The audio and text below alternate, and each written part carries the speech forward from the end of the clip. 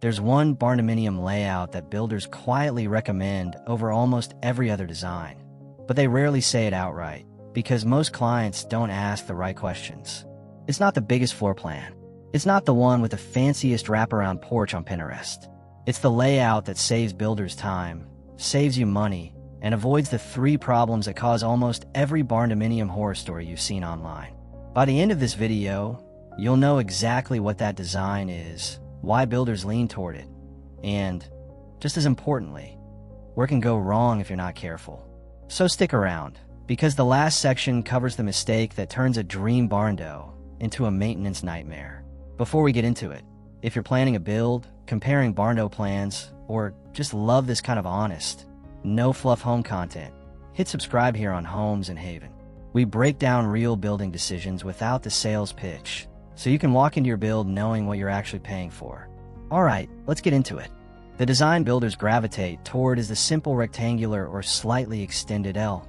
Post-frame Barndominium with a clear span open interior and a single story or story-and-a-half layout. Not a complicated multi-wing floor plan. Not a home with a dozen roof intersections.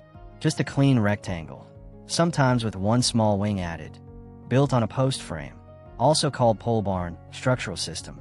Here's what that means in practice. Clear span trusses hold up the roof without needing load-bearing walls inside. Posts, not a continuous stick-framed wall system, carry the structural load. One simple roof line, usually a straightforward gable, instead of multiple valleys and hips. It sounds almost too basic to be the secret builders prefer. But that simplicity is exactly the point.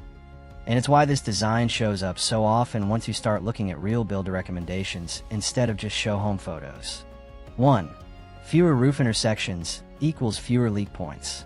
Every valley, hip, and roof-to-wall intersection is a potential leak point. A simple gable roof on a rectangular footprint has dramatically fewer of these compared to a complex, multi-gable, custom design. Builders know that roof complexity is one of the top sources of callbacks and warranty issues, so a clean roofline isn't just about looks. It directly reduces their liability after the job is done. 2. Post-frame construction is faster to build. Post-frame buildings use large posts set into the ground or on isolated footings, spaced several feet apart, rather than a continuous foundation wall, with framing every 16 inches like traditional stick-built construction. Fewer structural components generally means fewer days on site, and fewer days on site means lower labor costs for the builder and for you. 3. Open interiors without load-bearing headaches. Because clear span trusses carry the roof load across the whole width of the building, there's no need for interior load-bearing walls in most designs. That gives you the big open concept living space Barndominiums are known for, and it gives the builder a much simpler framing job with fewer engineering complications inside. 4.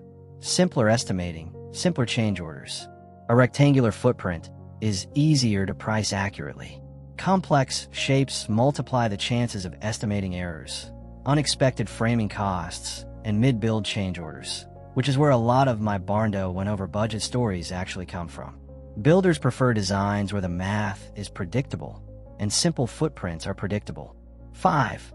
Easier to insulate correctly. This one matters more than people think. A simpler shell with fewer seams, transitions, and odd angles is easier to seal and insulate properly. That directly affects your energy bills and comfort for decades after the builder has moved on to the next project. If this is helping you think through your own build differently, drop a comment with a number of the point that surprised you most. I read everyone. And if you haven't yet, this is a good moment to subscribe to Homes and Haven so you don't miss the next breakdown. I'm not going to pretend this layout is perfect, because it isn't, and pretending otherwise would be doing you a disservice. Condensation and moisture control.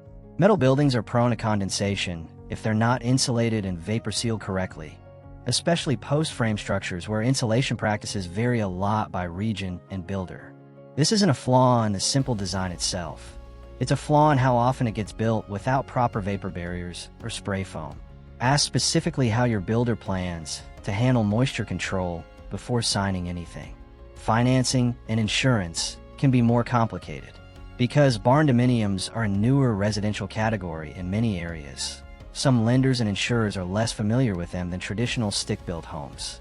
This can mean more paperwork, more documentation of construction standards, or a smaller pool of lenders willing to finance the project. It's usually solvable, but it's not always a same-day approval like a conventional mortgage. Zoning and code variability. Rural counties are often barndominium friendly. Suburban and urban areas can be far stricter, sometimes requiring specific exterior materials, minimum roof pitches, or restrictions on metal siding percentage. What's an easy approval in one county can be a rejected permit application one town over. Resale value isn't guaranteed. In areas where barndominiums are common and appraisers understand them, resale can be solid. In areas where they're still unusual, appraisers may struggle to find comparable sales, which can affect your resale value or refinancing options down the line. None of this means the design is bad. It means going in informed instead of going in on hype.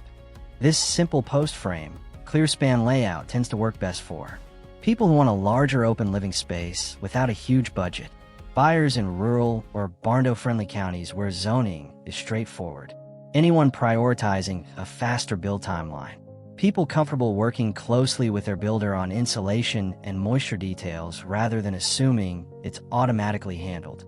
It tend to work less well for buyers in strict suburban zoning areas with heavy design restrictions, anyone wanting a highly segmented, multi-wing custom floor plan, buyers who aren't able to shop around for barndo-friendly financing. Knowing which category you fall into before you start collecting Pinterest boards will save you months of frustration. So that's the real reason builders quietly lean toward this design. It's not about looks, it's about roof simplicity, faster framing, open interiors, and predictable costs.